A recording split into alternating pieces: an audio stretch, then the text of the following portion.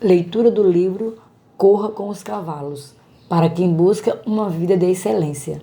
Autor Eugene Peterson. Este livro está dividido em 16 capítulos, com 227 páginas. Capítulo 1. Título: Como você competirá contra cavalos? Se te fatigas correndo com homens que vão a pé, como poderás competir com os que vão a cavalos? Se em terra de paz não te sentes seguro, que farás na floresta do Jordão? Jeremias 12, verso 5. O meu lamento em relação à sociedade contemporânea é devido à sua decadência. Há alguns poucos prazeres que ainda me atraem, mas quase nenhuma beleza a me cativar e nada erótico a me excitar.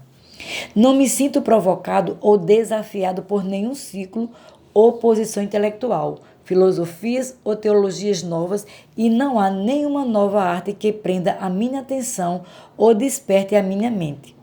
Tampouco há movimentos sociais, políticos ou religiosos a me estimular ou instigar. Não existem homens livres a quem possa submeter-me, nem santos em quem encontre inspiração. Não há pecadores descontrolados o bastante para me impressionar ou compartilhar a minha desditosa condição. Ninguém humano o suficiente para validar o estilo de vida corrente. É muito difícil viver neste enfadonho mundo sem sentir-se dominado pelo tédio. O futuro está nas mãos dos poucos que possuem um coração humilde e passional, que buscam a Deus com abnegação neste maravilhoso mundo de redimidos e nas realidades que estão diante de nós. William McNamara. O enigma a ser decifrado é: por que tantas pessoas vivem de forma tão ruim? Vidas não tanto caracterizadas pela maldade, mas pela mediocridade. Não tanto caracterizada pela crueldade, mas pela estupidez. Há pouco a se admirar e muito menos imitar nas pessoas proeminentes de nossa cultura. Temos celebridades, porém não santos. Artistas famosos procuram entreter toda uma nação de entediados insones. Criminosos infames praticam agressões contra tímidos conformistas. Atletas mimados e arrogantes apresentam-se para espectadores apáticos e preguiçosos. As pessoas desesperançadas e aborrecidas procuram distrair-se com frivolidade e lixo. A busca pela justiça ou a saga da bondade não dão notícias de primeira página. O homem moderno é um mero negócio, afirma Tom Howard. Para nossa decepção, descobrimos que a Declaração de Autonomia foi promulgada não em uma raça de homens livres e notáveis, mas, ao contrário, em uma raça que pode ser descrita por seus poetas e dramaturgos como sendo entediada, contrariada, frenética, amargurada e queixosa. Esta condição tem produzido um estranho fenômeno. Indivíduos que vivem vidas triviais engajam-se em atos malignos e reprováveis a fim de conquistar significância para si mesmo. Assassinos e sequestradores buscam galgar os gigantescos degraus que o levem da obscuridade para a fama ao matar uma pessoa de destaque ou ameaçar explodir um avião cheio de passageiros. Com frequência, essas pessoas alcançam seus objetivos iniciais. A mídia propaga suas palavras e exibe suas ações. Escritores entregam-se a uma competição mútua e feroz, buscando analisar os motivos e fornecer perfis psicológicos sobre os criminosos.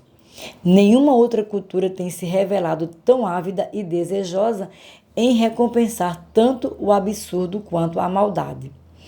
Se, por outro lado, procurarmos olhar à nossa volta com o objetivo de encontrar pessoas maduras, íntegras e abençoadas, o resultado dessa busca será ínfimo.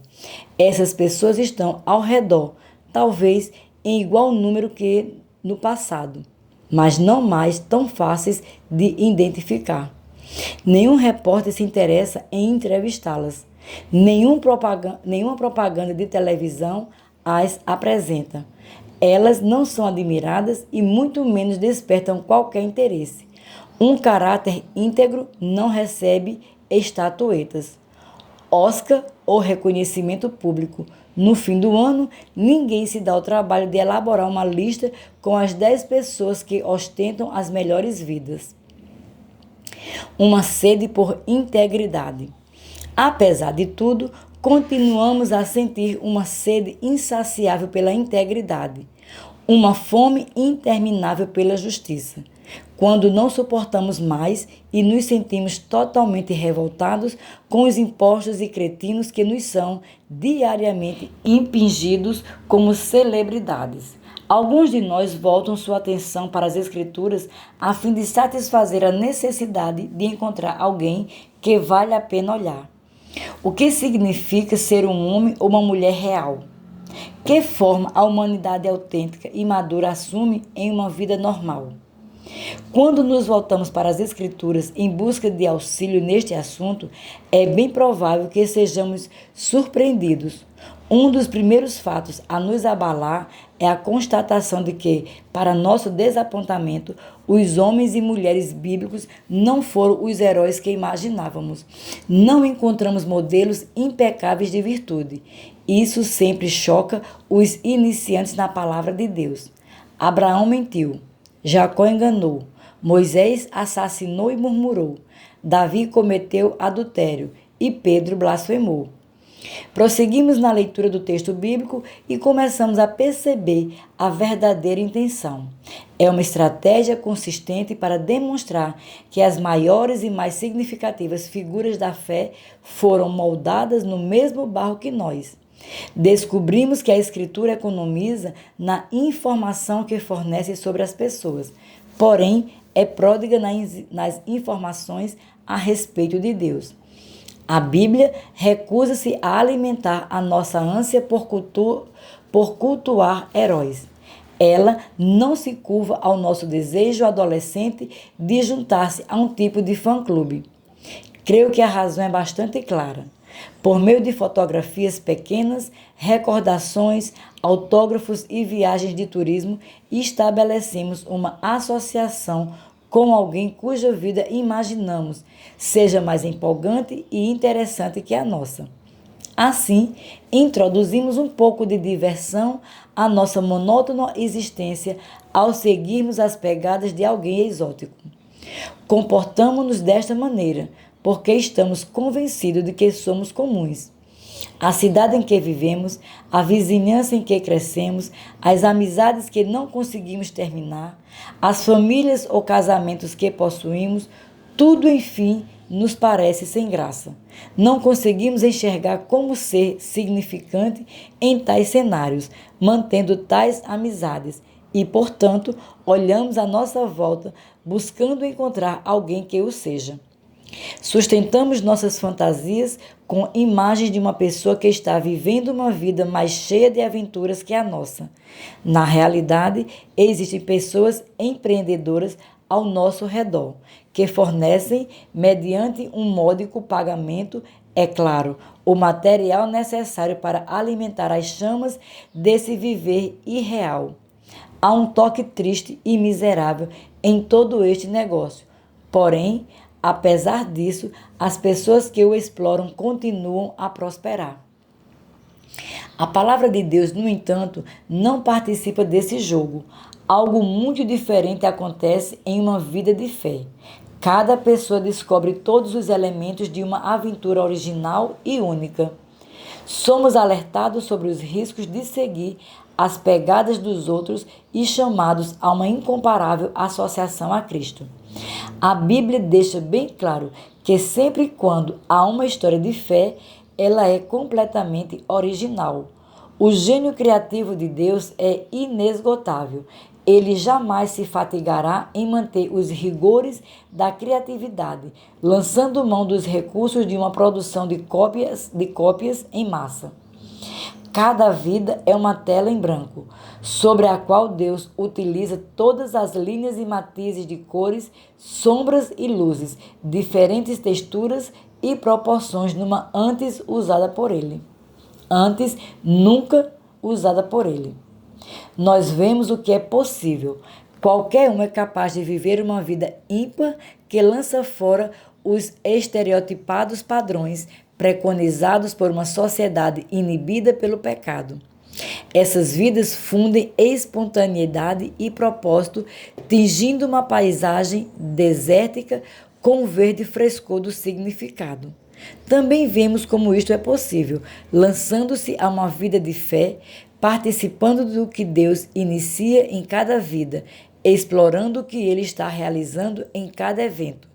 Os homens e mulheres que encontramos nos relatos bíblicos são notáveis pela intensidade com que vivem focados em Deus, pela integridade com que todos os detalhes de suas vidas estão presentes no que Deus lhe diz, nas ações divinas neles. São essas pessoas cuja consciência de participar do que Deus diz e faz é completa.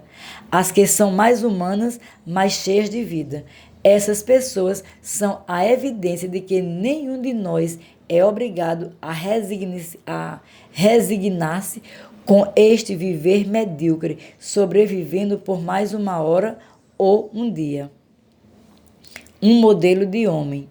Esta dupla qualidade das Escrituras, a capacidade de intensificar a paixão pela excelência combinada a uma indiferença pelas conquistas humanas, me impacta com a singular força no livro de Jeremias. Cleante Brooks escreveu: alguém procura por um modelo de homem em um mundo cada vez mais desumanizado, a fim de realizar-se como um homem, para agir como um ser moral responsável, sem viver à deriva como um objeto inanimado qualquer. Para mim, Jeremias é este modelo de homem, uma vida pautada pela excelência, que os gregos chamavam de areté. O livro de Jeremias deixa claro que a excelência é o resultado de uma vida de fé, de estar mais interessado em Deus do que em si mesmo e que tem pouco a ver com autoestima, conforto ou realizações. Aqui está uma pessoa que viveu uma vida na sua totalidade. Porém, não há um traço sequer de orgulho humano, sucesso mundano ou realização pessoal na história. Jeremias eleva a minha paixão por uma vida plena, ao mesmo tempo em que firmemente fecha as portas para as tentativas de alcançar isso por intermédio da autopromoção, da autogratificação ou do autodesenvolvimento. É extremamente difícil retratar a bondade de uma forma agradável. É muito mais fácil tornar um canalha atraente. Todos nós temos muito mais experiência do pecado do que da bondade. Por esta razão, um escritor possui farto material para apresentar um caráter mau do que um bom. Nos romances, poemas e peças teatrais, as personagens mais marcantes ou são vítimas ou vilões. Pessoas boas, vidas virtuosas, quase sempre são consideradas tolas e sem graça. Portanto, Jeremias é uma incrível exceção. Este livro tem atraído o meu interesse durante grande parte da minha vida adulta. A complexidade e a intensidade desse homem cativaram a minha atenção. As qualidades marcantes em Jeremias são a sua bondade, sua virtude e sua excelência. Ele viveu a vida em sua totalidade. No entanto, sua piedade não o livrou das dificuldades, pois enfrentou esmagadoras tempestades de hostilidades e fúrias de dúvidas amargas. Não há um traço de presunção, complacência ou ingenuidade em Jeremias. Cada músculo em seu corpo foi exigido até o limite por fadiga. Cada pensamento em sua mente submeteu-se à rejeição. Cada sentimento em seu coração foi ridicularizado. A bondade em Jeremias não se traduzia em ser bonzinho. A palavra mais adequada fosse bravura. Jeremias, portanto, serviu às necessidades pessoais, porém, ele também exerceu grande importância pastoral e os interesses, tanto os pessoais quanto pastorais, convergem. Como pastor, eu encorajo os demais a viver na plenitude e forneço orientação para alcançar essa meta. Mas como fazer isso sem inadvertidamente incitar o orgulho e a arrogância? Como estimular o apetite pela excelência sem ao mesmo tempo alimentar uma determinação egoísta que inclua pisar em qualquer um que se interponha no caminho? Em nossos dias, muitas vozes se levantam, de forma insistente, encorajando a buscar por uma vida melhor. Eu dou as boas-vindas ao encorajamento. Porém, o conselho que vem após a palavra de estímulo tem provocado danos infindáveis em nossa sociedade. Por esta razão, sou radicalmente contra ele. Este conselho apregoa que podemos alcançar a plenitude de nossa humanidade por intermédio da total satisfação de nossos desejos. Isso tem se constituído em uma receita rumo à miséria para milhões de pessoas. O conselho bíblico sobre este tema é muito claro. Não a minha vontade, mas a tua. Porém, como guiar as pessoas a uma geração do próprio ego sem levá-las a uma interpretação equivocada que as transforme em capachos nos quais os demais limpam os pés? A dificuldade do ofício pastoral é estimular as pessoas a crescerem em excelência e a deixar o egocentrismo, ou seja, ao mesmo tempo encontrar o eu e perdê-lo. Essa ideia é paradoxal, porém não impossível, e Jeremias destaca-se entre aqueles que conseguiram isso. Ele apresentava um ego totalmente desenvolvido, extraordinariamente atraente, por conseguinte, porém, ao mesmo tempo era uma pessoa inteiramente desinteressada de si mesma e, portanto, sabiamente madura. Esse homem tem sido o meu exemplo e mentor em conversas, palestras e sermões por mais de 25 anos.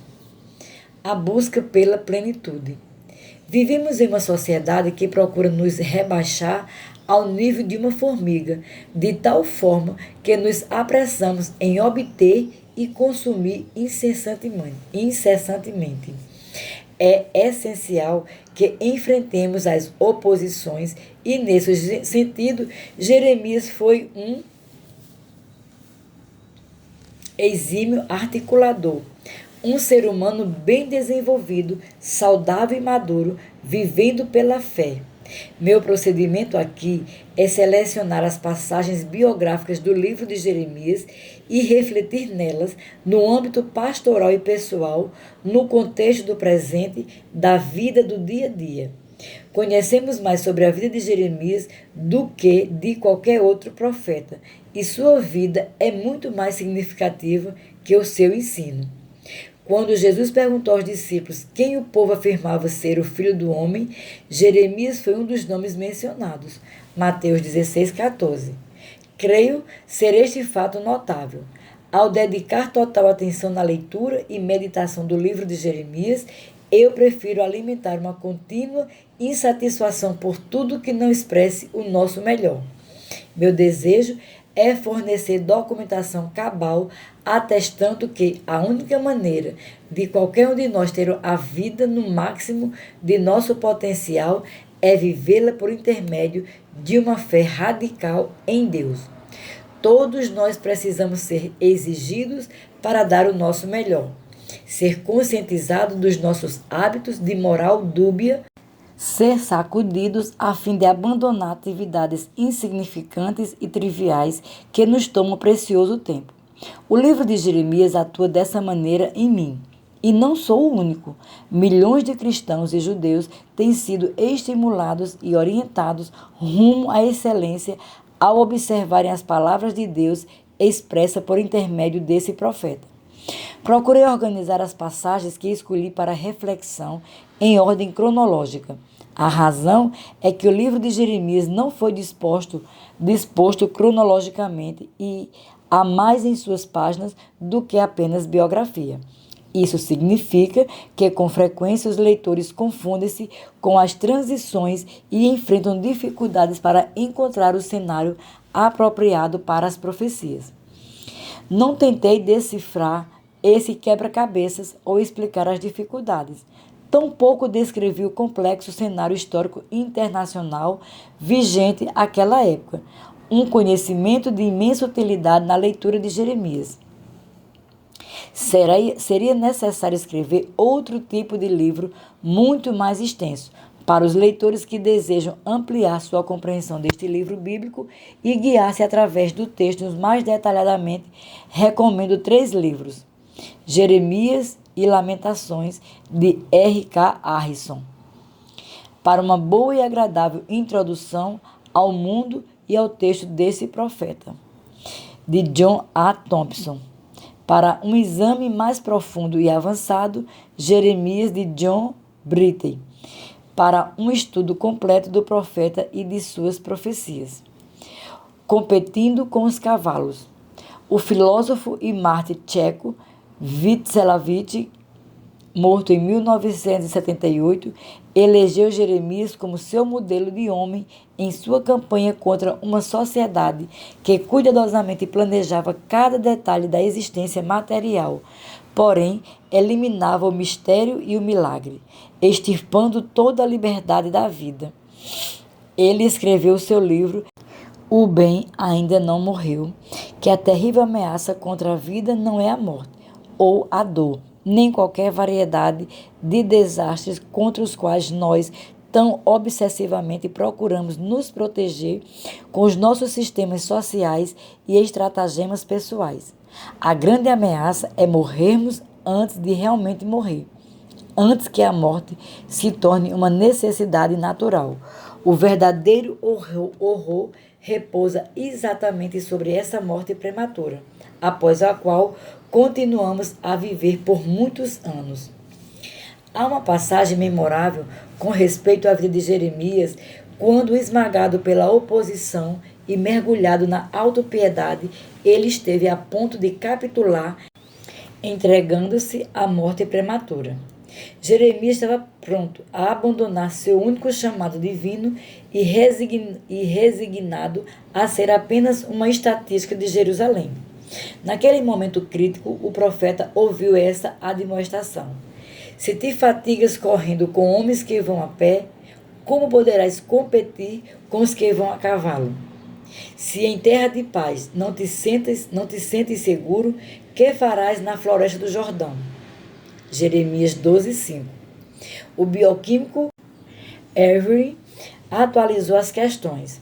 O que você deseja alcançar? Grandes fortunas? Comidas mais baratas? Uma vida mais feliz? Mais duradoura? É poder sobre os vizinhos que o persegue?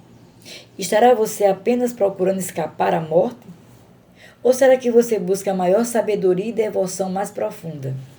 A vida é difícil, Jeremias. Você irá desistir diante da primeira onda de oposição? Irá bater em retirada quando descobrir que há muito mais por que se viver do que 3 refeições diárias e um lugar seco para descansar à noite?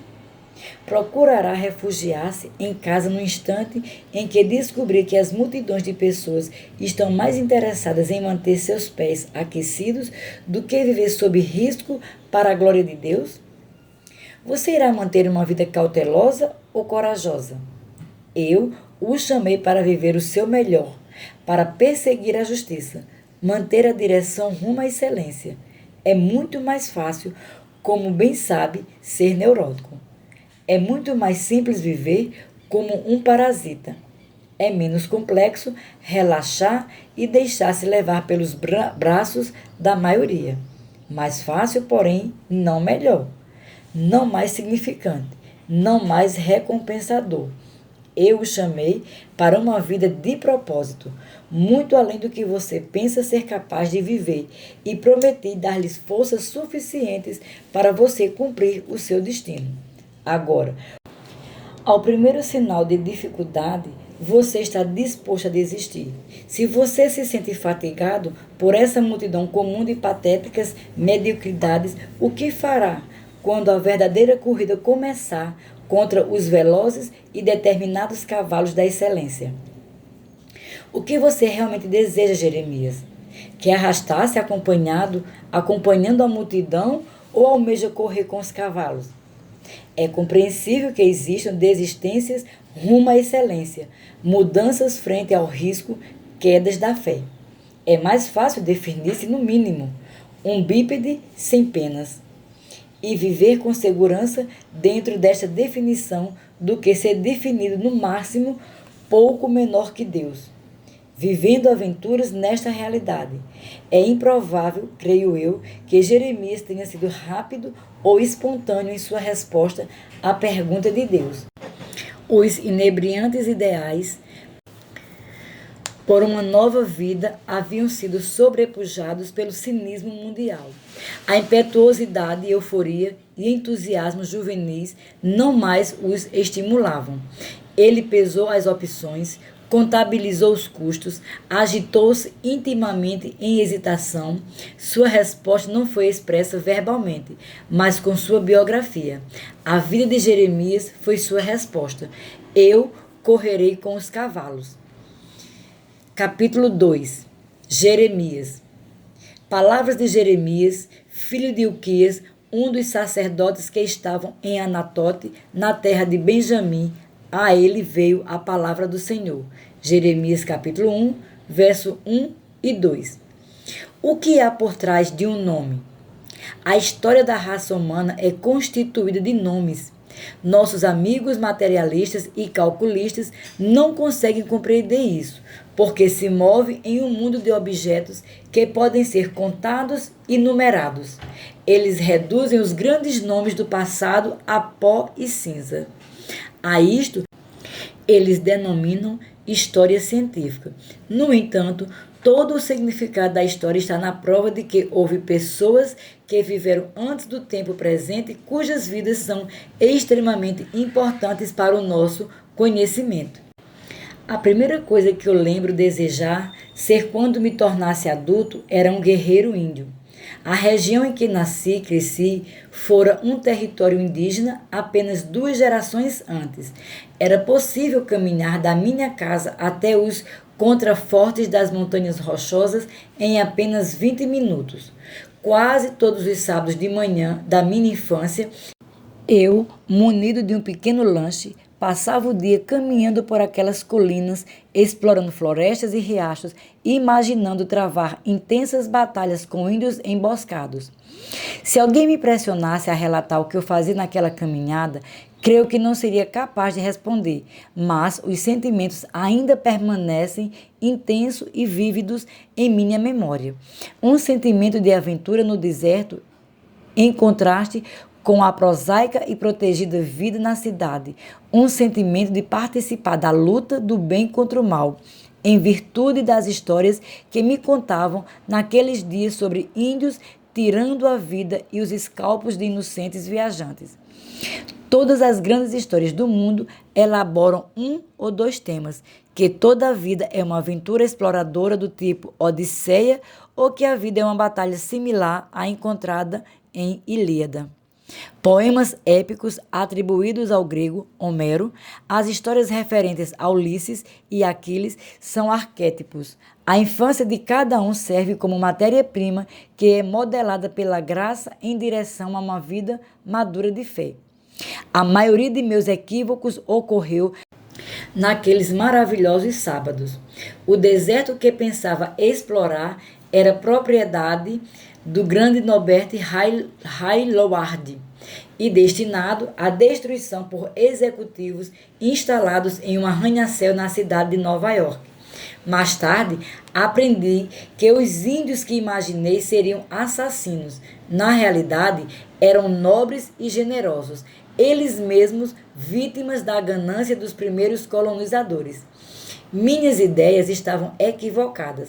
Porém, houve 2 coisas essencialmente certas sobre o que vivenciei. A primeira é que havia muito mais para viver do que tinha me apresentado em meu lar e nos bancos escolares, nas ruas e nas vielas da minha cidade, e que era importante descobrir, alcançar e explorar tudo.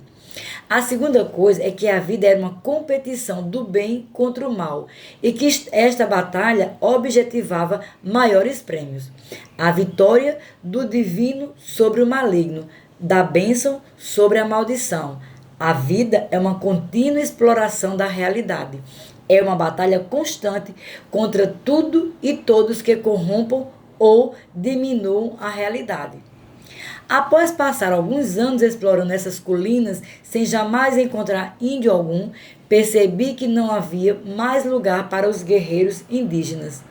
Em consequência, fui forçado a abandonar aquela fantasia juvenil e assim fiz no devido tempo, porque havia descoberto que a longo prazo as realidades são infinitamente melhores que as fantasias.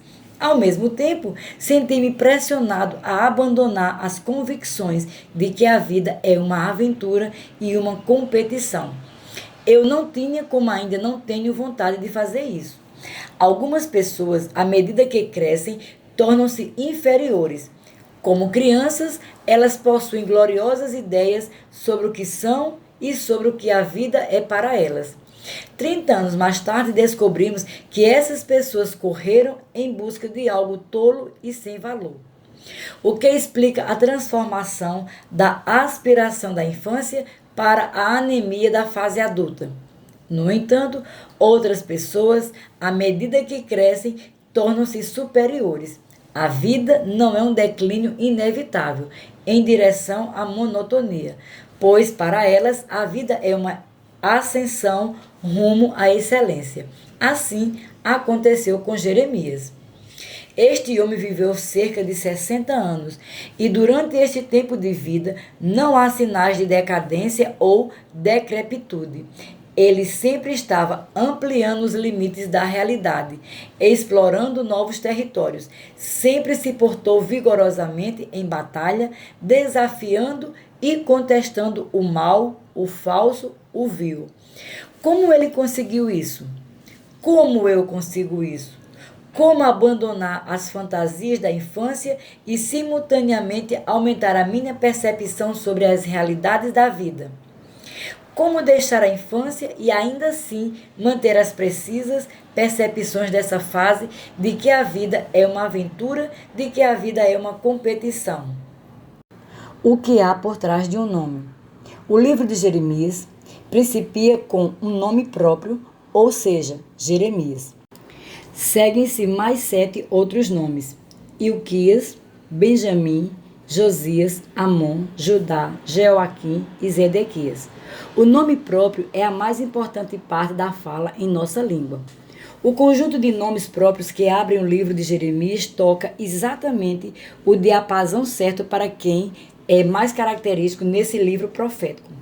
O pessoal em contraste com o papel estereotipado, o individual em contraposição à multidão indistinta, o espírito singular contra a consciência cultural coletiva. O livro no qual encontramos os mais memoráveis registros sobre o que significa ser humano no sentido mais desenvolvido e completo, inicia com nomes próprios. Nomear foca o essencial. O ato de dar nomes, que ocorre prematuramente na vida de cada pessoa, possui enorme significado. A partir deste sextante, o curso de uma vida é estabelecido nos oceanos da realidade em perseguição da justiça. Eugen explorou o que significa o ato de nomear. O nome é o estado da fala no qual não falamos de pessoas, coisas ou valores, mas falamos para pessoas, coisas e valores. O nome é a maneira certa de dirigir-se a uma pessoa por meio do qual ele ou ela responderá. A intenção original da língua para o nome foi ele ser utilizado para que as pessoas respondessem. Quando nascemos, recebemos um nome e não um número. O nome é parte da fala pela qual somos reconhecidos como pessoa. Não somos classificados como uma espécie de animal. Tampouco somos rotulados como um composto químico. Não somos avaliados pelo nosso potencial econômico e valor em dinheiro. Recebemos um nome. O nome que recebemos não é tão significante quanto o ato de receber o nome em si. A natureza impressionante de Jeremias como ser humano Evaldo denomina como o mais humano dos profetas, e a crescente vitalidade de sua humanidade por 60 anos encontram sua fonte em seu nome, com a seriedade central com a qual ele considera seu próprio nome e os de outros. Ser chamado por seu verdadeiro nome é a parte do processo de qualquer ouvinte de se tornar o seu verdadeiro eu. Nós temos de receber o nome por parte dos demais. Isso faz parte do processo de ser totalmente nascido. Jeremias recebeu um nome e está imerso em nomes. Ele nunca foi reduzido a um papel ou absorvido por uma tendência sociológica ou arremessado em uma crise histórica. Sua identidade e significância desenvolveram-se a partir do recebimento de um nome e de sua reação a esse nome recebido. O mundo desse profeta não se descortinou com uma descrição do cenário ou um relato da cultura da época, mas com a menção a 8 nomes próprios. Sempre que nos movermos de nomes próprios para rótulos abstratos ou estatísticas, menos em contato estaremos com a verdadeira realidade e diminuiremos a nossa capacidade de lidar com o que é melhor e estar no centro da vida. Ainda assim, somos encorajados de todos os lados para agir exatamente dessa forma. Em muitas áreas da vida, a informação precisa de nosso número de carteira de identidade. É mais importante do que a integridade com que vivemos. Em muitos setores da economia, o título que ostentamos é muito mais significativo do que nossa habilidade de executar certas tarefas. Em muitas situações, a imagem pública que as pessoas têm de nós é mais vital do que as relações pessoais que desenvolvemos com ela. Cada vez que nos movemos do pessoal para o impessoal, do imediato para o remoto, do concreto para o abstrato, somos diminuídos, tornamo-nos inferiores. É necessário resistir se quisermos manter a nossa humanidade. Thomas Merton advertiu: é um desastre espiritual para o homem contentar-se com sua identidade exterior, com a fotografia de seu passaporte. Sua vida resume-se apenas às suas impressões digitais? Porém, a fotografia nos passaportes muito provavelmente é preferida, mesmo requerida, na maioria de nossas relações no mundo. Como todos, ao me preparar para uma viagem ao exterior, fui obrigado a tirar o passaporte. Assim, apresentei a minha certidão de nascimento com um formulário preenchido. O funcionário da Polícia Federal a quem entreguei o documento era um homem a quem conhecia havia 19 anos apenas pelo nome. Ele recusou o formulário, pois eu havia entregado uma fotocópia da minha certidão original. Eu lhe trouxe o documento original, que foi igualmente rejeitado, porque devia ser gravado em alto relevo. Portanto, escrevi ao estado no qual havia nascido e adquiri uma cópia conforme solicitado. Todo esse tempo estava lidando com uma pessoa que conhecia o meu nome e havia observado a minha vida na comunidade por 19 anos. Porém, esse conhecimento pessoal e original foi rejeitado em favor de um documento impessoal. Creio que posso reconstruir os passos que resultam em tais procedimentos. Há perigo de uma espionagem estrangeira.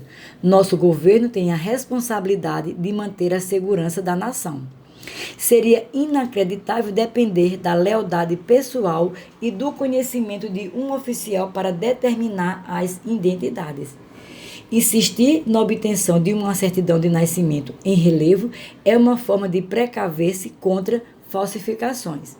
Em minha situação, esse procedimento não foi só frustrante quanto engraçado, mas o incidente em si, um inconveniente sem maior importância, é o sintoma de um perigo maior para a nossa humanidade. Se eu for frequente e autoritariamente tratado de forma impessoal, começarei a me ver da mesma maneira. Considero-me apenas em termos de como me encaixar nas normas estatísticas, me avalio com base em minha utilidade, determino meu valor em consequência do quanto os outros me desejam ou não. Durante o processo de sujeitar-se a esses procedimentos, descobri-me definido por um rótulo, forçado a assumir um papel, funcionando ao nível de meu número da carteira de identidade. Isto exige firmes e duradouros esforços para manter nossos nomes em primeiro lugar, pois são muito mais importantes do que as tendências econômicas, do que as crises urbanas, do que os avanços em viagens interplanetárias, pois o nome faz referência a uma única criatura humana. Por meio do nome, reconhece-se que sou esta pessoa e não outra. Ninguém pode avaliar a minha significância mediante a observação do trabalho que executo.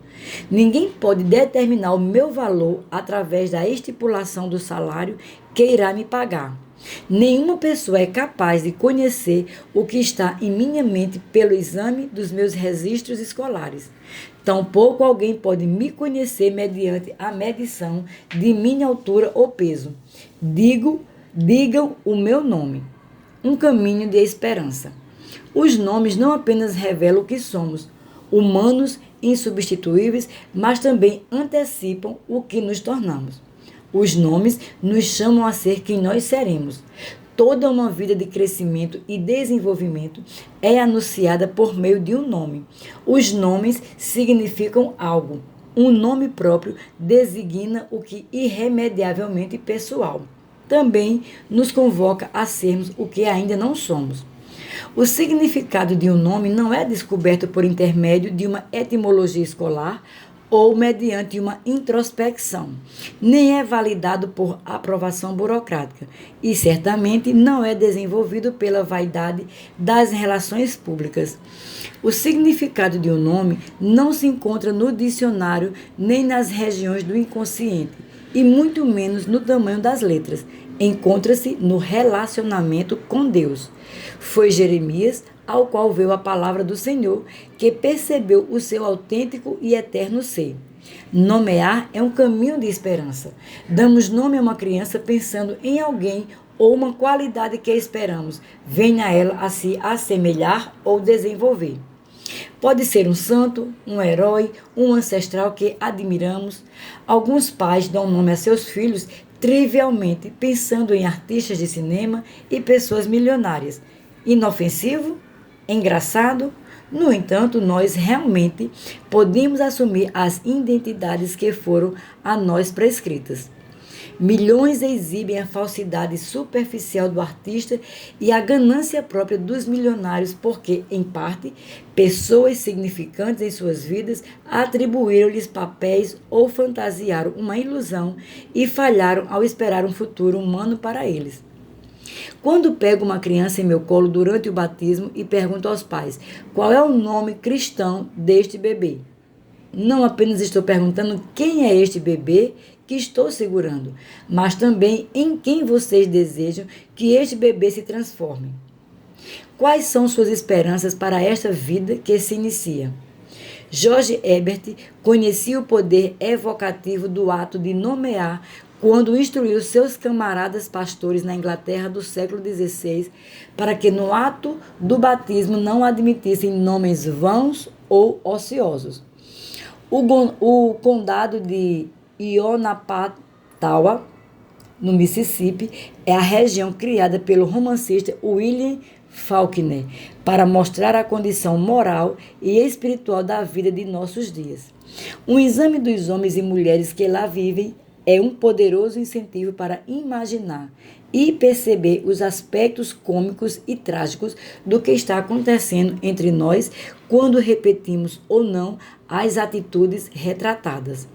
Uma das crianças recebeu o nome de Montgomery Ward. Para ser mais preciso, Montgomery Ward Snoops. É um nome perfeito para uma criança que está sendo treinada para ser um consumidor por excelência. Se você deseja que seu filho cresça consumindo e gastando, seja um ávido leitor de todo o material de propaganda disponível nos supermercados e alimente a sua virilidade pela aquisição de coisas. Então, este é o nome certo para ele. Montgomery, santo padroeiro daqueles para quem o ritual de ida ao shopping é um novo culto, a loja de departamentos é a nova catedral e o material de propaganda, a infalível Bíblia. Uma das tarefas mais importantes de uma comunidade de fé é anunciar urgente e claramente o tipo de vida no qual podemos crescer, a fim de auxiliar-nos a afirmar a nossa visão naquilo que expressa um ser humano completo. Nenhum de nós no presente momento está completo. Em outra hora, em outro dia, seremos transformados. Estamos no processo de nos tornarmos mais ou menos, ou seja, superiores ou inferiores. Há milhões de trocas químicas e elétricas acontecendo em nós, neste exato instante.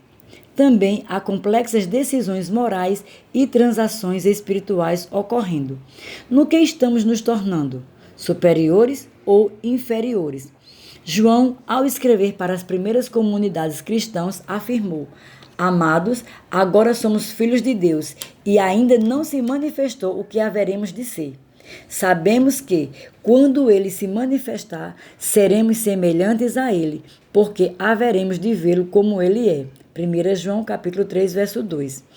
Somos crianças, mas seremos adultos. Podemos ver o que somos agora. Somos filhos de Deus. Ainda não conseguimos ver os resultados do que estamos nos tornando, porém conhecemos o alvo, ser semelhante a Cristo, ou como nas palavras de Paulo, para chegarmos à perfeita varonilidade, à medida da estatura da plenitude de Cristo. Efésios 4, verso 13.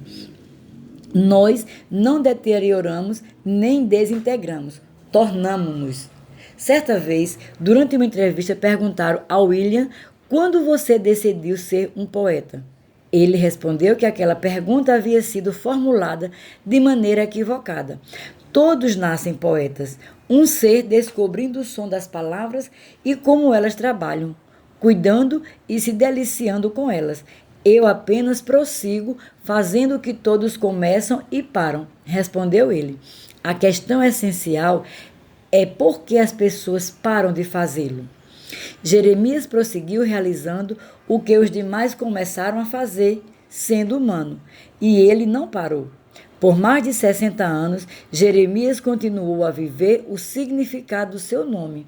O significado exato de Jeremias é incerto.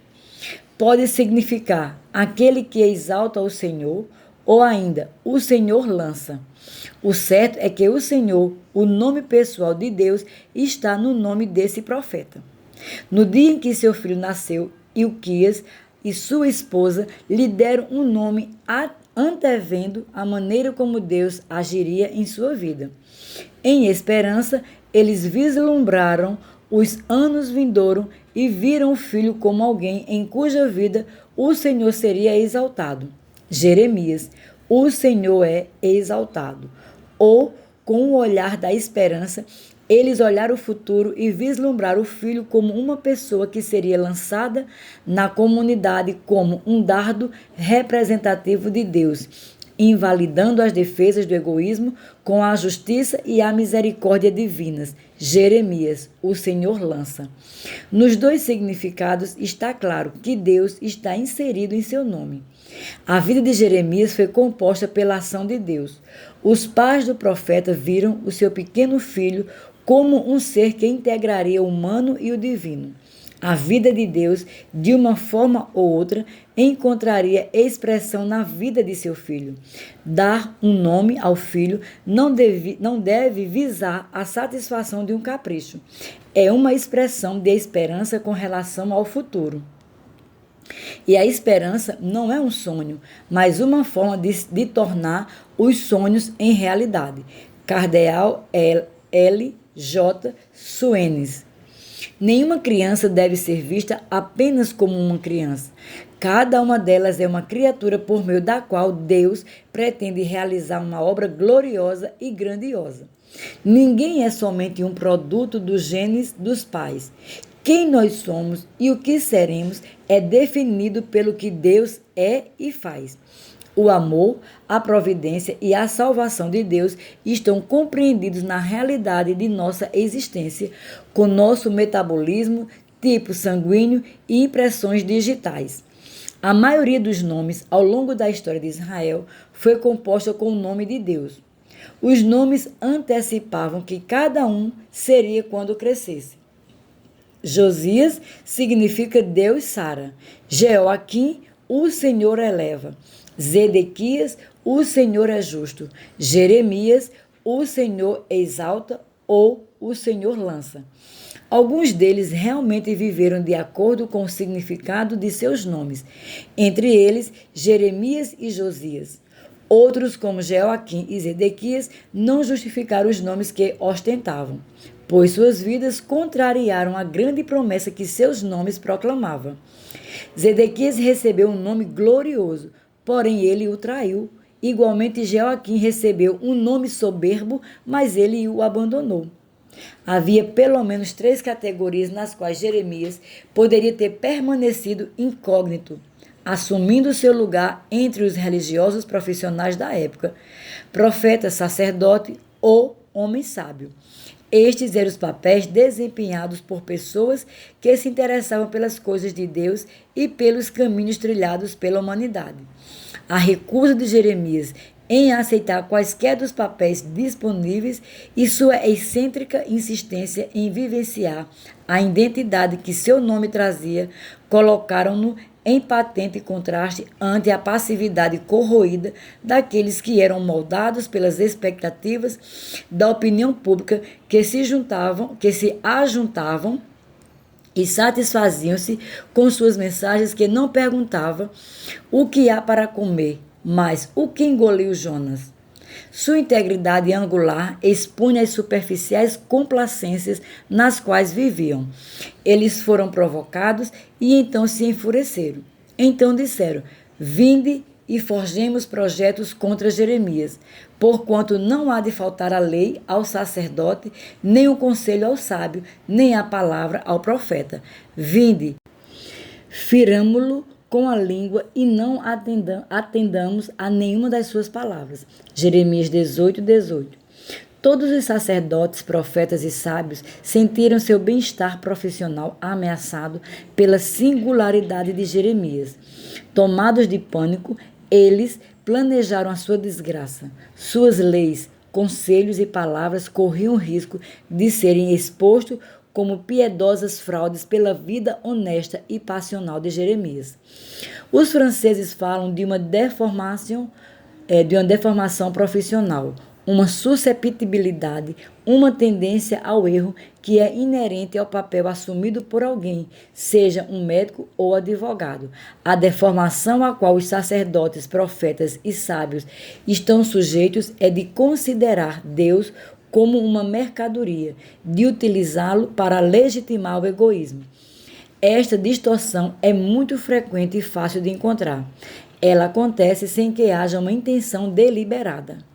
O que não previmos foi a rotina do dia a dia, enfraquecendo a vontade, ofuscando o brilho. Um nome próprio, não um papel determinado, é o nosso passaporte para a realidade. Também atua como nossa contínua orientação. Qualquer outra forma de identificação, título, descrição de trabalho, número, papel, é inferior ao nome. Fora do nome que nos identifica como alguém singularmente criado e considerado de forma pessoal, damos espaço a fantasias que estão fora de alcance com o mundo do jeito que está é. Assim, vivemos de modo ineficiente e irresponsável. Ou então, vivemos com base nos estereótipos que nos são colocados pelas outras pessoas e que são contrários à singularidade com que fomos criados por Deus, reduzindo nossa existência a simples tédio, totalmente sem brilho. Jeremias, um nome ligado ao nome e à ação de Deus. A única coisa mais importante para ele, que seu próprio ser, era Deus. Ele lutou no nome de Deus e explorou a realidade divina, crescendo, desenvolvendo-se e amadurecendo no transcorrer desse processo. Ele sempre estava alcançando novos limites, encontrando mais verdades, tornando-se mais íntimo de Deus, mais ele mesmo, mais humano. Capítulo 3. Título: Antes. Antes que eu te formasse no ventre materno, eu te conheci, e antes que saísse da madre, te consagrei, e te constituí profeta às nações. Jeremias 1:5. Que ciência será capaz de desvendar ao homem a origem, natureza e o caráter do poder consciente de amar e desejar que constituem a sua vida? Certamente essa energia não é colocada em ação pelo nosso esforço ou o de qualquer outra pessoa ao nosso redor. Tampouco é a nossa solicitude ou de qualquer um de nossos amigos que pode prevenir essa torrente ou controlar sua turbulência. Podemos, é claro, rastrear nas gerações passadas alguns dos antecedentes dessa torrente que nos assola, assim como somos capazes de regularizar ou aumentar a abertura através dessa torrente que é liberada em nós, utilizando certos conceitos morais ou disciplinas e estimulações físicas. No entanto, esses artifícios não nos auxiliam em teoria ou na prática a controlar as fontes de vida. Muito mais do que sou, me foi concedido que ser desenvolvido por mim. A Escritura afirma que o homem não é capaz de acrescentar 1 milímetro que seja à sua estatura. Mas incapaz ainda é para adicionar qualquer unidade ao seu potencial para amar ou acelerar por qualquer outro meio o ritmo fundamental que regula o amadurecimento de sua mente e coração. Em última instância, a vida em qualquer nível escapa inteiramente ao nosso domínio. Pierre Taylor de Chardin. Certa vez eu estava sentado ao balcão de uma lanchonete localizada no Brooklyn, saboreando um sanduíche e conversando com o dono, quando após 15 minutos de bate-papo informal, meu interlocutor postou-se diante de mim, assumindo uma pose de intensa concentração e disse: "Não me diga nada, mas você é de... Deixe-me pensar. Você veio de Nebraska?" "Não", repliquei, "sou de Montana." Ele ficou visivelmente desapontado e disse: "Normalmente não costumo errar tanto." A partir daí, nosso diálogo ganhou novo ritmo e intensidade. Fiquei sabendo que ele tinha muito orgulho de sua habilidade em distinguir os diferentes sotaques regionais. Pessoas vindas de todas as partes do país e até de outros países afluíam ao seu estabelecimento. Isso possibilitou o desenvolvimento de sua audição, tornando-o capaz de descobrir a origem dos fregueses a partir das variações dialéticas de suas falas. Senti-me lisonjeado por ser objeto de sua curiosidade. Até então, pelo que podia recordar, o único interesse que os comerciantes demonstravam por mim era visando certificar-se de que estava sendo bem servido e que a informação sobre o preço estava correta. A linguagem sempre fora informal e objetiva. Em geral, após me atender, o funcionário encerrava o diálogo ou entrava no terreno das fofocas. Porém, durante alguns minutos naquela lanchonete no Brooklyn, alguém ouviu as minhas palavras buscando mais do que apenas informação funcional. Aquele homem procurava conhecimento. Ele desejava conhecer de onde eu vinha e o que eu havia vivenciado para que a minha pronúncia resultasse de maneira como se apresentava naquele dia. Eu não fui reduzido a um mero freguês vitimado pela fome que poderia ser transformado em lucro. Eu possuía particularidades geográficas e peculiaridades linguísticas. Havia mais em mim do que em minhas necessidades biológicas e potencial econômico, e ele estava interessado nesse algo mais, ou pelo menos em parte dele. Vivendo em uma época controlada pela mídia, na qual as únicas coisas consideradas dignas de atenção ou merecedoras de manchete são as inusitadas ou extraordinárias, não estou acostumado a ser abordado dessa maneira. Ou ainda, inserido em uma sociedade capitalista em que cada pessoa é avaliada por seu potencial econômico e tempo significa dinheiro. Não estou acostumado a ser objeto de tal atenção desinteressada. Porém, apenas esse tipo de ação diferenciada me permitiu expressar as muitas camadas de humanidade e a complexa importância que elas possuem pelo que sou. Divorciado do antes, o agora tem pouco significado. O presente apenas é uma fatia fina do que sou. Isolado dos ricos depósitos do antes, ele não pode ser compreendido. Por esta razão, biógrafos investigam a fundo os arquivos de famílias, psicólogos trazem à tona memórias reprimidas e questionam as vivências e sentimentos experimentados na infância. De igual sorte, os apaixonados examinam os álbuns de fotografia em busca de foto onde um ou outro aparece, sabendo que cada detalhe é capaz de aprofundar a compreensão que possui do outro, intensificando, portanto, o amor que sentem. O antes é o sistema raiz do agora visível. Nossas vidas não podem ser lidas como lemos nos jornais as notícias mais recentes. Elas são romances completos, os personagens e desenvolvimento, onde cada parágrafo é essencial para uma apreciação mais madura. Conscientes de que a humanidade totalmente desenvolvida e passional de Jeremias possuía necessariamente um histórico intrincado e complexo, nos preparamos para examiná-la. Porém, pouco nos é revelado. Apenas 3 dados históricos simples e diretos: o nome de seu pai, Ilquias, a vocação deste sacerdote e o local de nascimento, Anatote.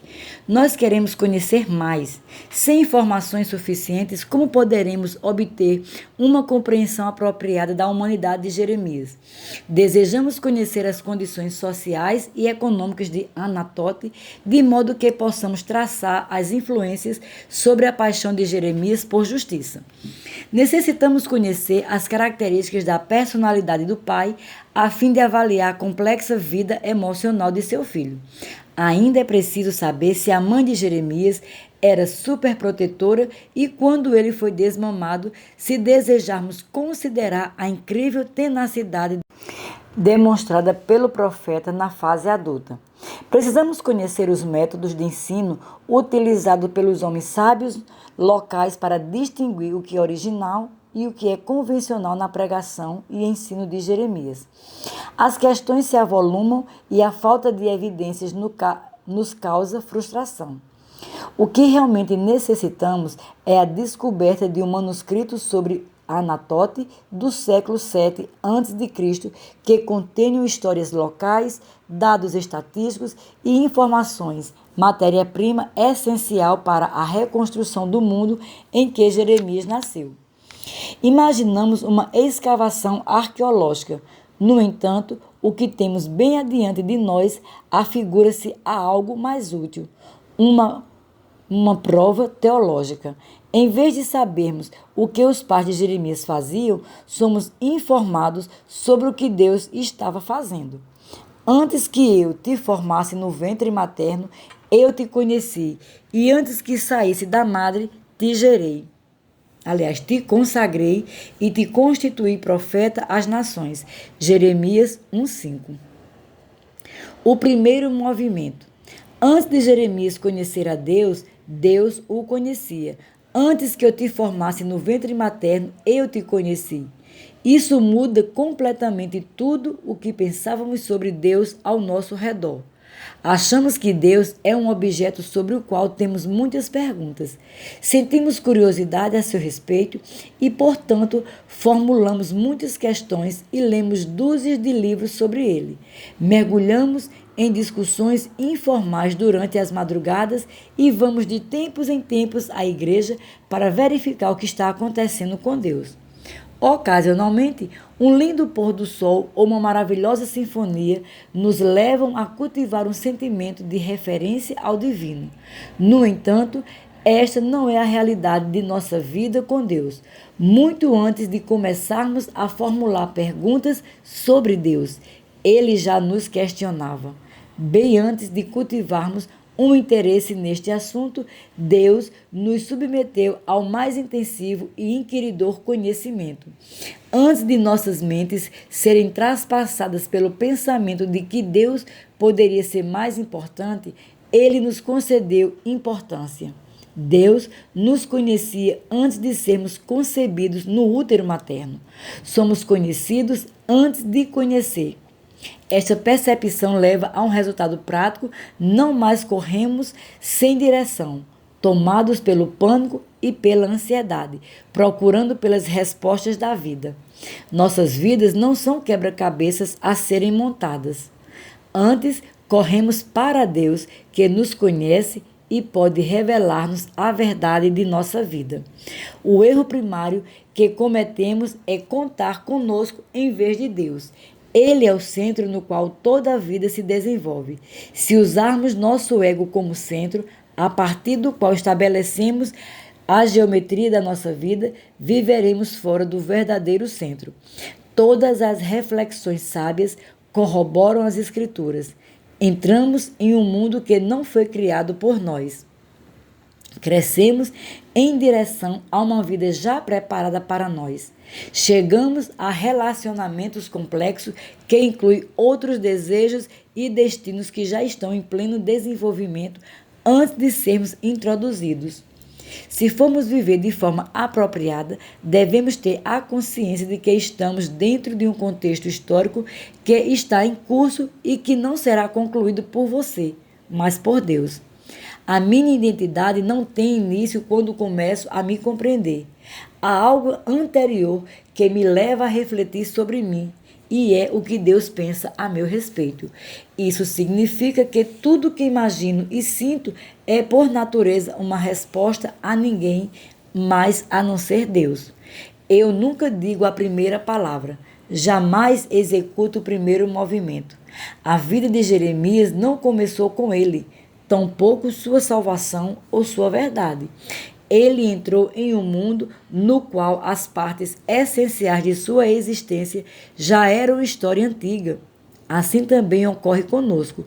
Algumas vezes, quando estamos em uma conversa íntima e envolvente com 3 ou 4 pessoas, acontece de uma pessoa juntar-se abruptamente ao grupo e começar a dizer coisas, discutir posições e fazer perguntas em completa ignorância do que havia sido discutido nas 2 horas anteriores, totalmente alheio aos delicados equilíbrios emocionais que haviam sido alcançados. Quando isso ocorre, sinto vontade de dizer: você poderia calar a boca por alguns minutos? Apenas sente-se e ouça até que você compreenda o que está sendo discutido aqui. Entre em sintonia com o ambiente. Então, você será bem-vindo em nossa conversa. Felizmente, Deus é mais paciente. Ele tolera as nossas interrupções, volta atrás e nos preenche com as histórias antigas. Deus repete a informação vital. No entanto, muito melhor será se aproveitarmos o tempo para obter o rumo das coisas, para descobrir onde nos enquadramos. A história na qual a vida se encaixa já está em seu curso. Quando caminhamos, é um diálogo excitante e brilhante, onde muitas vozes são ouvidas. A atitude mais inteligente é descobrir a identidade por trás das vozes e familiarizar-se com o contexto no qual as palavras estão sendo expressas. Então, gradualmente nos arriscamos a uma afirmação, expressamos uma reflexão, elaboramos uma ou 2 perguntas e até ousamos fazer o registro de uma objeção. Não demora muito tempo para que nos sintamos participantes regulares da conversa e, enquanto ele se desenvolve, nos conhecemos bem como somos conhecidos, escolhendo lados. O segundo item da informação histórica fornecida em Jeremias é esta: antes que saísse da madre, te consagrei. Consagrado significa ser colocado em separado para o lado de Deus. Isto significa que o homem não é uma minúscula engrenagem, nem é o teclado de um piano no qual as circunstâncias executam as músicas da parada. Isso significa que somos escolhidos independentemente do curso débil e incerto das circunstâncias para participarmos de algo importante que Deus está realizando. E o que Deus está realizando? Ele está salvando, está resgatando, abençoando, provendo, julgando, curando e esclarecendo. Há uma verdadeira batalha espiritual em curso. Há uma intensa batalha moral. Há maldade, crueldade, infelicidade e enfermidades. Há superstição e ignorância, brutalidade e dor. Deus guerreia contínua e energicamente contra tudo isso. Ele é a favor da vida e contra a morte. Coloca-se ao lado do amor e opõe-se ao ódio, favorece a esperança e combate o desespero. Deus é a favor do céu e contra o inferno. Não existe zona neutra no universo. Cada centímetro quadrado é área de contestação. Antes mesmo de nascer, Jeremias foi convocado a lutar ao lado de Deus nessa batalha. Não lhe foram concedidos alguns anos nos quais pudesse observar ao redor, refletir e decidir em que lado se posicionaria ou mesmo se iria lutar por um dos lados. Ele foi escolhido como combatente do exército divino. E assim ocorre com todos nós. Ninguém nasce nesse mundo para ser apenas um mero espectador. Não há meio termo. Ou aceitamos a vida para a qual fomos consagrados, ou traiçoeiramente deserdamos dela. Não podemos dizer, espere um pouco, ainda não me sinto pronto. Aguarde até que resolva algumas pendências. Por muito tempo, os cristãos costumam chamar-se uns aos outros de santos. Todos eles eram santos, independente de sua conduta, fosse ela boa ou má, ou da muita ou pouca experiência que possuiu. A palavra santo não se referia à qualidade ou virtude de seus atos, mas ao tipo de vida para o qual foram escolhidos, ou seja, a vida no campo de batalha. Também não era um título outorgado após um feito espetacular, mas era uma marca indicando em que lado eles estavam. A palavra santo é a forma substantiva do verbo consagrar, que deu a Jeremias uma forma espiritual, menos antes de ele receber uma forma biológica. Na vizinhança em que morava, quando estava cursando o ensino fundamental, todas as crianças eram mais velhas que eu. Por esta razão, eu era sempre o último a ser escolhido na divisão dos times. Lembro-me de uma ocasião que ficou gravada em minha memória, apesar de provavelmente ter ocorrido outras vezes, quando todos os demais já haviam sido escolhidos e eu fui deixado por último. Os capitães dos times discutiam sobre quem teria a ingrata tarefa de me escolher. De repente percebi que me ter no time era uma grande desvantagem.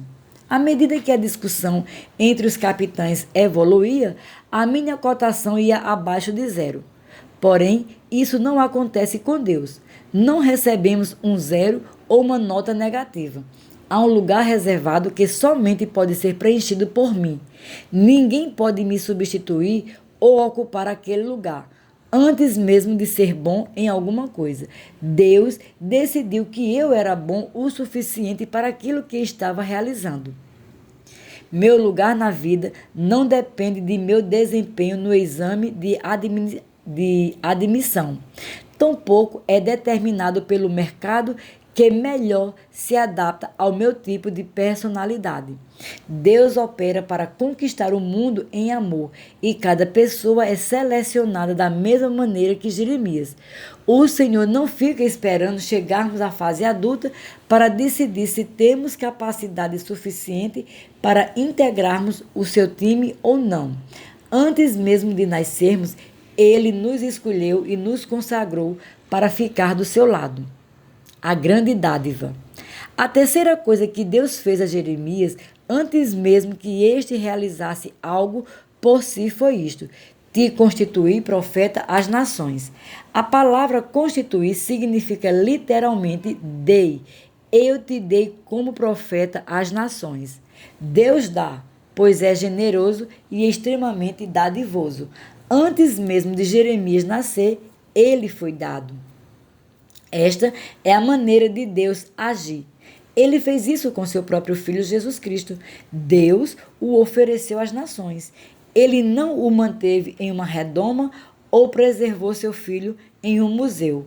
Igualmente não o exibiu como um troféu, porque Deus amou ao mundo de tal maneira que deu seu Filho unigênito para que todo aquele que nele crê não pereça, mas tenha vida eterna. João 3,16. Ele também ofereceu Jeremias. Sou capaz de ouvir as objeções de Jeremias. Espere um pouco. Não seja tão apressado em me dar. Eu tenho algo a falar sobre isso. Sei que os meus direitos são inalienáveis e um deles é decidir o que fazer com minha vida. Imagine a resposta de Deus. Desculpe-me, mas tomei essa decisão antes de você nascer. Ela já foi tomada. Você foi oferecido. Em algumas coisas temos o direito de escolha, em outras não. Neste caso, só nos resta a segunda opção. Este é o tipo de mundo no qual nascemos. Deus o criou e o sustenta. Dar é o estilo deste universo. Dar é a trama que acompanha o tecido da existência. Se tentarmos viver para obter coisas em vez de priorizar o dar, estamos indo contra o curso natural do universo. É como contrariar a lei da gravidade. As consequências dessa tentativa, com certeza, serão algumas manchas roxas e talvez alguns ossos quebrados. De fato, testemunhamos vidas distorcidas, disformes e paralisadas entre aqueles que desafiam a realidade de que toda a vida é dada e que deve ser continuamente oferecida para ser fiel à sua natureza. Há uma encosta rochosa à margem do lago Montana, onde passo boa parte do verão. Nela existem aberturas nas quais 3 andorinhas fizeram seus ninhos. Por diversas semanas, em determinado verão, acompanhei os voos alternados daquelas aves que pegavam incaustos insetos um pouco acima da superfície da água e mergulhavam para o interior das cavidades no penhasco, alimentando primeiro os seus companheiros e depois os seus recém-chocados filhotes. Próximo a uma das cavidades na parede rochosa, um galho seco estendia-se pouco mais de 1 metro sobre a superfície da água. Certo dia, fiquei observando 3 jovens andorinhas aprumadas lado a lado naquele galho. Os pais realizavam longas e abrangentes incursões sobre a água para a coleta de insetos e então retornavam para as enormes cavidades de onde os ansiosos filhotes aguardavam o alimento com seus bicos bem abertos. Este processo prosseguiu por algumas horas até os pais decidirem que os filhotes já haviam se fartado. Então, um dos pais postou-se ao lado dos filhotes e começou a empurrá-los, sem trégua, em direção à extremidade daquele galho seco. O primeiro filhote perdeu o equilíbrio e caiu, mas em algum ponto entre o galho e a superfície da água, suas asas começaram a bater e a jovem ave iniciou seu voo independente pela primeira vez. O mesmo ocorreu com o segundo filhote. Entretanto, as coisas não foram tão naturais para o terceiro. No último momento, a força com que este se agarrava ao galho esmoreceu e ele girou, mas conseguiu firmar-se novamente, ficando de cabeça para baixo, mas segurando-se tenazmente. A andorinha adulta não teve dó. Ela começou a bicar as garras do filhote e não parou até que as dores foram mais intensas que o medo de voar. As garras soltaram-se do galho e as asas inexperientes começaram a bater. A andorinha adulta sabia o que o filhote não tinha conhecimento, que ele podia voar e que não havia qualquer perigo em agir daquela maneira, pois o filhote fora projetado para alçar voo. Os pássaros possuem pés e andam. Também são providos de garras que lhes possibilitam agarrar-se a um galho com total segurança. Porém, voar é sua habilidade característica e somente quando são capazes de voar é que os pássaros estão vivendo em toda a plenitude, de forma bela e graciosa. Dar É o ato que melhor realizamos. É o ambiente no qual nascemos. É a ação que foi projetada em nosso interior antes de nosso nascimento. Dar é a forma natural do mundo. O próprio Deus se deu por nós. Ele é o doador de todas as coisas e não abre exceções para nenhum de nós. Somos entregues às nossas famílias, nossos vizinhos, aos amigos, aos inimigos, às nações. Nossa vida é para os outros. É assim que a criação funciona. No entanto, alguns tentam desesperadamente agarrar-se em si mesmos, vivendo uma vida egocêntrica. Parecemos tão patéticos e fora de lugar quando vivemos assim, procurando nos manter agarrados ao galho seco de uma conta bancária, achando que isso nos livrará da morte, temendo assumir riscos ao utilizar as asas da dádiva. Achamos que não podemos viver priorizando a generosidade, porque nunca tentamos. No entanto, quanto mais cedo começarmos, mais fácil será o voo, porque finalmente abrimos mão de nossas vidas. Ao contrário, quanto mais tempo demorarmos, menos tempo desfrutaremos os altos voos e as manobras de uma vida plena de graça. Jeremias poderia ter se agarrado à rua sem saída onde nasceu em Anatote. Ele poderia viver debaixo da segurança que a posição de sacerdote de seu pai lhe garantia. Poderia conformar-se aos vazios atos de sua cultura. Porém, ele não agiu assim. Ele acreditou no que havia sido falado sobre a sua história, que Deus, muito antes, já o havia dado e tomou parte nesse ato de entrega voluntariamente. Dignidade e projeto. Antes de minha concepção e nascimento, há muitos eventos críticos que predeterminam a realidade em que vivo. Fatores biológicos que me tornam um bípede e não um peixe que nada. Fatores geográficos que me fornecem uma zona temperada em vez de era glacial. Fatores sociais que produzem médicos para me examinar quando adoeço e não curandeiros. Fatores políticos que me tornam um cidadão dentro de uma democracia e não lavrador oprimido por um sistema feudal. Porém, os fatores mais importantes têm sua origem naquilo que Deus fez antes mesmo de minha concepção ou meu nascimento. Ele me conhecia, portanto, não sou resultado de um acidente. Ele me escolheu, logo não posso ser um zero à esquerda. Ele me entregou, assim não devo ser um eterno consumidor. Vemos em nossa cultura frenéticos esforços que visam elevar autoestimas em ruínas através da afirmação e da confiança, mediante expressões verbais positivas sobre como as pessoas são fantásticas, superiores e que elas viveriam melhor se cuidassem e se preocupassem com o próprio bem-estar.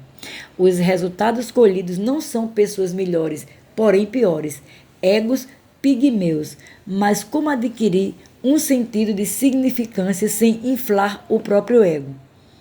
Como nos tornamos importantes sem trabalhar a autoimportância, como obtemos confiança sem sermos arrogantes ou ainda, como ser digno sem parecer ridículo. Jeremias estabeleceu o padrão. Alguém já viveu tão bem sem apoiar-se em tais reservatórios profundos de dignidade e projeto. Na realidade, ocos alicerces constituídos de palha. Como Jeremias? Ele logrou isso a partir de uma base de meditação no assombroso ocorrido antes de sua vida. Ele viveu dentro da sua formação e não contra ela.